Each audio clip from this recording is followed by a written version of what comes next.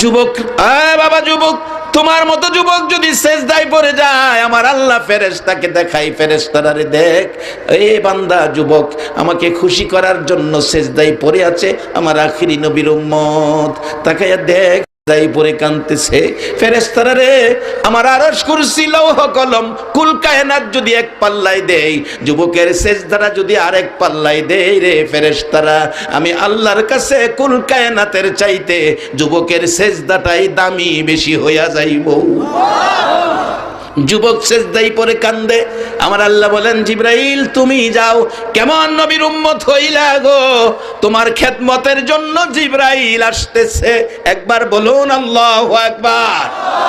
জিবরাইল আসতেছে তোমার আমার খেদমতের জন্য। জিবরাইল জান্নাত থেকে স্বর্ণের প্লেট নিলেন, 1000 স্বর্ণ মুদ্রা দিলেন, জান্নাতি রুমালে প্যাকেট করলেন, মাথায় লইয়া ওই যুবকের বাড়িতে ঘরের দরজায়, মা মা দরজা খোলো। মহিলা কান্দে, কে রে মা ডাকোস, 3 দিন হয় চুলায় আগুন জ্বলে না, কিছু বুঝি চাইবি, কিছু বুঝি খাইবি, আমার তসকে 3 দিন হয় ঘরে কিছুই নাই। জিবরাইল জবাব দিতেছে, মাগো আমি খাইতে আসি নাই, চাইতেও আসি নাই, আমি কিছু দেওয়ার জন্য এসেছি। দরজা খুলে দেখে সুন্দর একটা যুবক, স্বর্ণের বোঝা মাথায়। মা তোমার স্বামী এমন এক বাদশার গোলামি করেছে, ওই বাদশা 2 দিনের মজুরি আমারে দিয়া পাঠাইছে। 2 দিনের মজুরি 1000 স্বর্ণ মুদ্রা, স্বর্ণের প্লেট জিবরাইল বাড়িতে পৌঁছাইয়া দেয়। বলুন সে আল্লাহ এখনো আছে কিনা? আখিরি নবীর উম্মতেরা গো, এই নবী লইয়া নবী ছাইরা যাইও না, নবীর উম্মতের লাইনে থাইকো। খুঁটিনাটি ভুল ত্রুটি আমার আল্লাহ ক্ষমা করে দিবে। আজকে নয়, 1400 বছর আগে এই নবীর উম্মতের গুনাহ আমার আল্লাহ ক্ষমা করে দিয়েছে। নবীর পছন্দের লাইনে থাকো, এই বাজেটগুলি তোমাদের জন্য আসতেছে। এবার মহিলা নামায়া রাখলেন, জিবরাইল চলে গেলেন, একটা স্বর্ণ মুদ্রা লইয়া বাজারে গেলেন, মানি চেঞ্জের দোকানে গেলেন। মানি চেঞ্জের দোকানে তখন রূপার টাকার প্রচলন ছিল, কিতাব লেখে ডাকতেছে, ও দোকানদার একটা স্বর্ণ মুদ্রা রাইখা কতটা রূপার টাকা দিবা দাও। দোকানদার ছিল খ্রিস্টান, হাতে লইয়া দেখে এটা দুনিয়ার কোনো বাদশার দেওয়া মুদ্রা না। জিজ্ঞেস করলো, মাগো এই মুদ্রা পাইলা কই? এই মুদ্রা তো দুনিয়ার কোনো বাদশার দেওয়া না। মাগো এই মুদ্রা দি জান্নাতি মুদ্রা দেখা যায়। বাবা দেরি করো না, বাচ্চারা না খাইয়াছে, কি দিবা দাও। কিতাব লেখে 100 রূপার টাকা দিল, বাজার করে বাড়িতে গিয়া রান্না বসাইছে। জান্নাতি মুদ্রার বাজার, কত মজার গন্ধ রান্নার থেকে বাহির হইয়া গেছে। যুবক শয়তানায়া পরামর্শ দিল, নমরুদ আমি মুরব্বী মানুষ, পরামর্শ দেই কি, একবারে মুরব্বী সাইজাইছে, চরক গাছ বানাও, বাঁশের আগার মধ্যে বসাইয়া বাঁশটা ঘুরাইয়া নিয়ে ফেলাও, তোমরা কষ্ট হইতো না।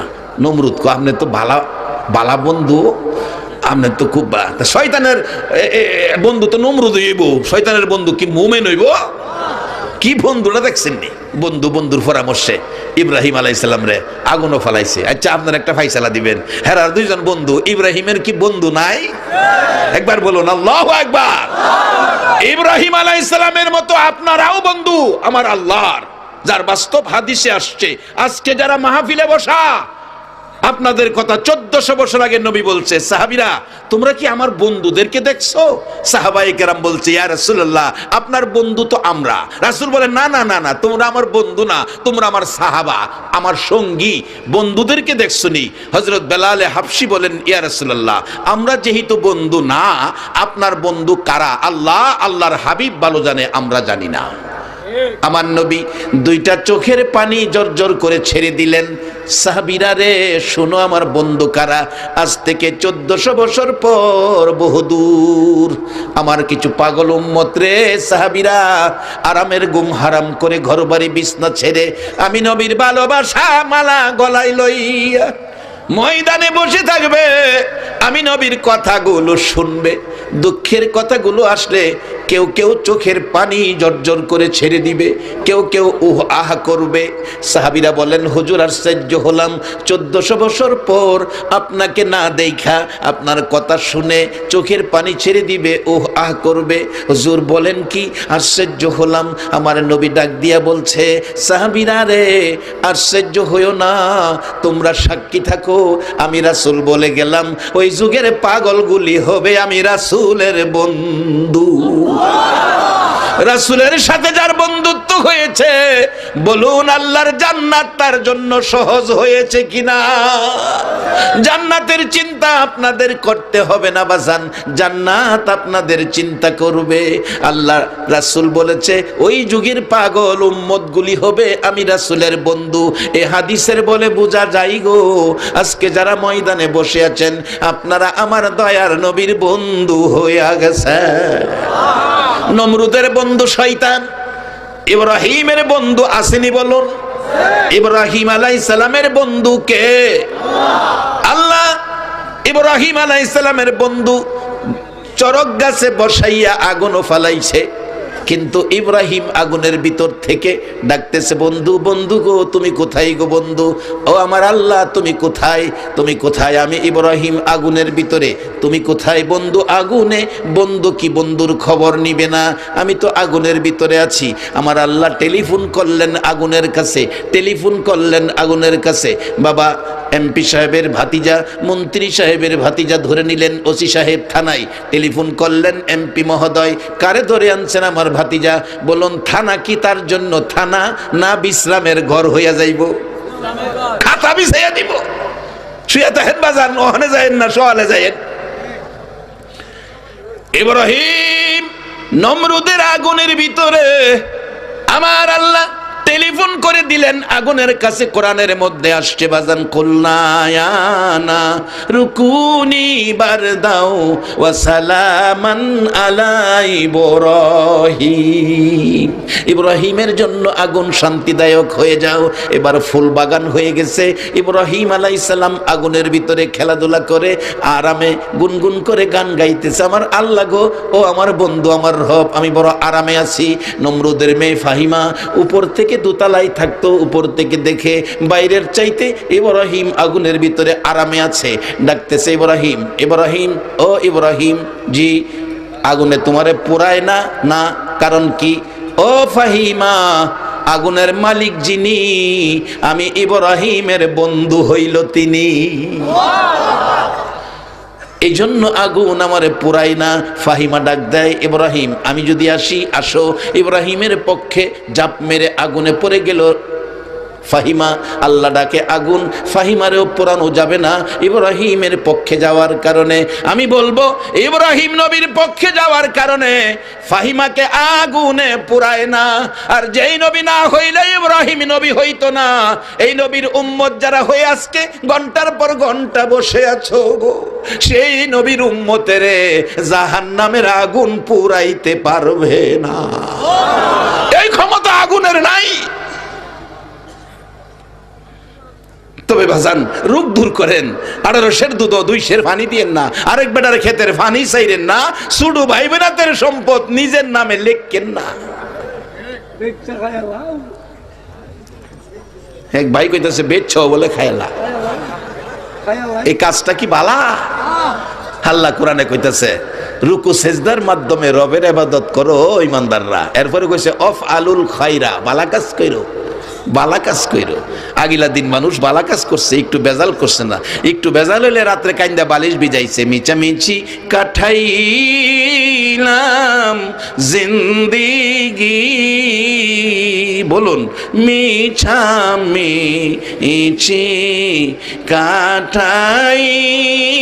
কাঠাইলাম জিন্দি, চোখে দেখা হারাইলাম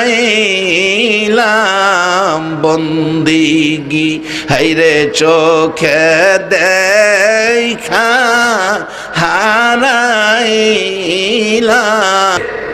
আমরা আগে দেশে অনেক মানুষ থাইকা দেশে চলে গেছে। আজ থেকে 100 বছর পরে আমরা কেউ এই দেশে থাকতে পারবো এই গ্যারান্টি দেওয়ার ক্ষমতা আছে? কয়দিন আমরা এই দুনিয়াতে, তাই বেজাল মুক্ত জীবন গড়ি। আমরা আখিরি নবীর উম্মত। আল্লাহর কাছে এর চেয়ে আদরের মানুষ ফেরেশতাদের মধ্যে নাই।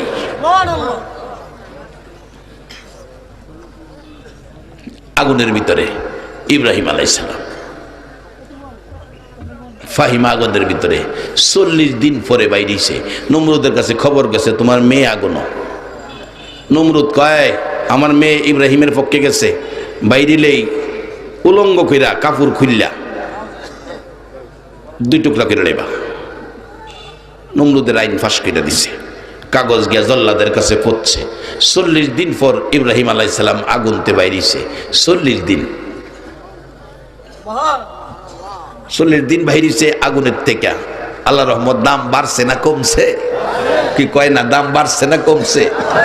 আপনারা যারা এই কোরআন সুন্নাহর ভিতরে বৈশা রইছেন, আল্লাহ রহমত মোনাজাতের সময় টের পাইবেন আপনাদের দাম বাড়ছে না কমছে, নিজেরাই টের পাইবেন, আমার কইতেই তো না।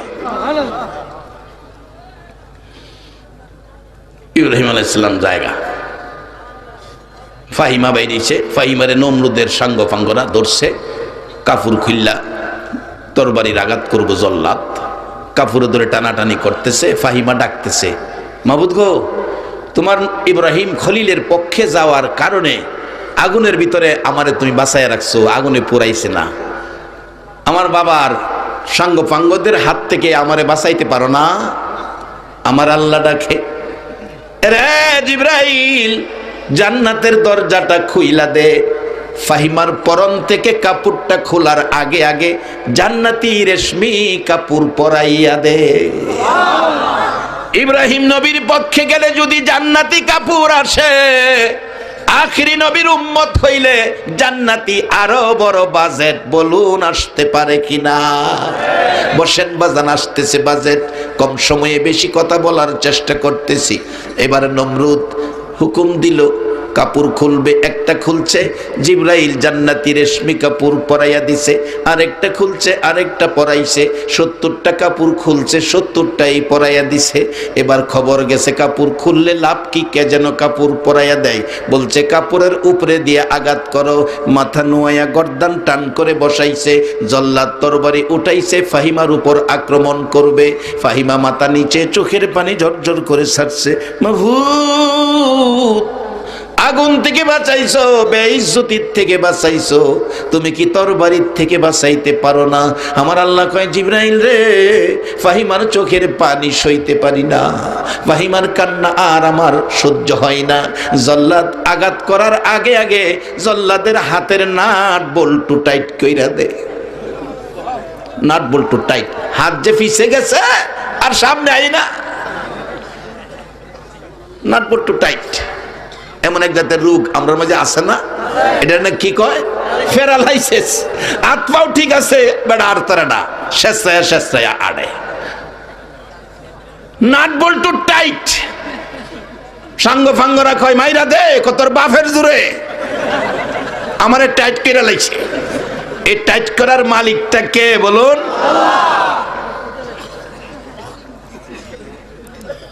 টাইট করে লাইছে। অবশেষে জল্লাদ কো, আল্লাহ ফাহিমা যেদিকে আমিও সেদিকে। আল্লাহ কো, জিবরাইল সাইজ হইছে, আল্লাহ লুজ কইরা দে। লুজ কইরা দিলে তরবারি সাইরা দিয়া ইব্রাহিমের দল গেছে গা। সবাই বলুন মারহাবা। ইব্রাহিম আলাইহিস সালাম যাইতাছে, বাড়ির যাইব। 40 দিন আগুন রইছে। মা রাস্তা গিয়া দেখে বড় গেট। মাহফিলের গেট দেখেন আমরা চিনছি, এই রাস্তায় যাওন লাগবো।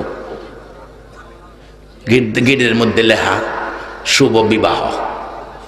ইব্রাহিম কয়, এই সুযোগটা ছাইরা লাভ নাই। আয়া দেহে রাজা বাদশার ছেলেরা লাইন দিয়ে খারিতেছে। জিগাইল, কি ব্যাপার?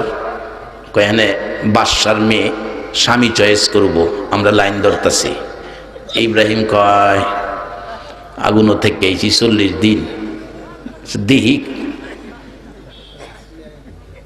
খার হইতো গেছে। রাজা বাদশার ছেলেরা কয়, মৌলবী তুমি আইছো কি লেগা? যাও, যে রাজা বাদশার ছেলেদের ব্যাপার তোমার না। ইব্রাহিম আলাইহিস সালাম একটু দূরে গিয়া ডাহে। কারে ডাহে কোনছে? কয় না, কারে ডাহে?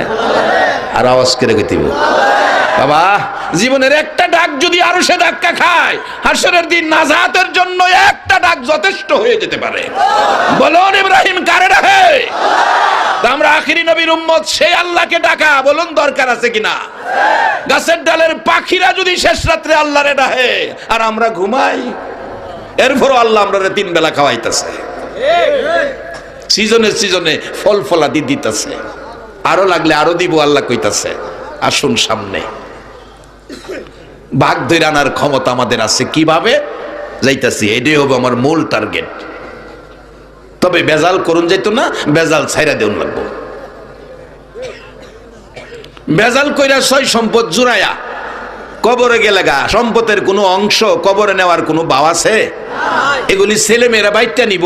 যদি কবর ফিডার ভাও হয় গো, ফিডার বন্টন কইলাম, ছেলে মেয়েরা সম্পত্তির বন্টন নিব, ফিডার বন্টন নিত না। কাজেই সময় থাকতে লন আমরা সাবধান হয়ে যাই, এই থুরাথুরি ভেজাল না কইরা কোরআন সুন্নাহর এক্সরে দিয়া মুসলিম জীবন ঘরে কবরে যাই, আল্লাহ মেহমানদারি করে 3 বেলা খানা খাওয়ায়। বাজান, আমি কি কথাগুলো বুঝাইতে পারতেছি? আল্লাহ আমাকে সহ সকলকে একটা কথা যদি আমলে নিতে পারেন, তাহলে এই যুবকদের আয়োজিত মাহফিল সার্থক, তাদের সাহায্য সহযোগিতাকারীরা সার্থক, তাদের বংশের সকলের জন্য নাজাতের ফয়সালা হয়ে যাবে।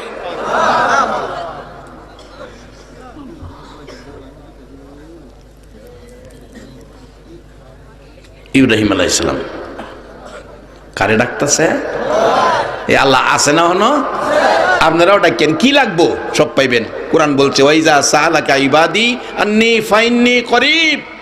নবী গো, আমার বান্দারা আমারে তালাশ করে আমার কথা জিগায়, ও নবী আপনি কইয়া দেন আমি বান্দার নিকটে আছি।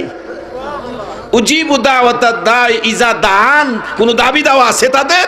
যদি দাবি দাওয়া থাকে ফালিয়াস্তাজিবু লি ওয়া লিউমিনু বি লাআল্লাহুম ইয়ারশুদুন, আমি সুদ কেরা দিমু, পরিশোধ কেরা দিমু কোন দাবি দেওয়া থাকলে। আজকে আমরা একটা দাবি করুম আল্লাহর কাছে, আল্লাহ যেন আমাদের জীবনের জানা অজানা সবগুলি গুনাহ যেন আজকে আপনারা মাফ করে দেয়। এই দাবিতে আপনারা সকলে একমত আছেন না? আরেকটা দাবি করব, এই পুষ মাঘ মায়া শীতে সন্তান বাড়িতে আসে না, রাত্র 12টায় মা ভাত প্লেটে বাইরা টেবিলে সাজায়া নিজে একটা নলাও খাইলো না, দরজাটা খুইলা রাস্তার দিকে তাকাইয়া কাঁদতেছে। এরকম দরদি মা বাবা যার কবরে, যদি কবরও থাকে, আল্লাহ যেন কবরে জান্নাতের শান্তি দেয়, এই দোয়াটা আমরা করব। আর যদি মা বাবা দুনিয়ায় থাকে, আল্লাহ যেন হায়াত দেয়। রাসূল বলছে যেখানে যাও, যেখান থেকে আসো, মা বাবার খোঁজ নিও আগে, মা বাবার চেহারার দিকে তাকাইও। উম্মতারা রে, যতবার মা বাবার চেহারার দিকে তাকাবি, ততটা কবুল হজের নাকি তোমার আমল নামায় পেয়ে যাবে। রাসূলের কথা সত্য না মিথ্যা? আসুন, আমি কম সময়ে কথাগুলো আনতেছি। অবশেষে ইব্রাহিম আলাইহিস সালাম আল্লাহ আল্লাহ আল্লাহ কয় কি?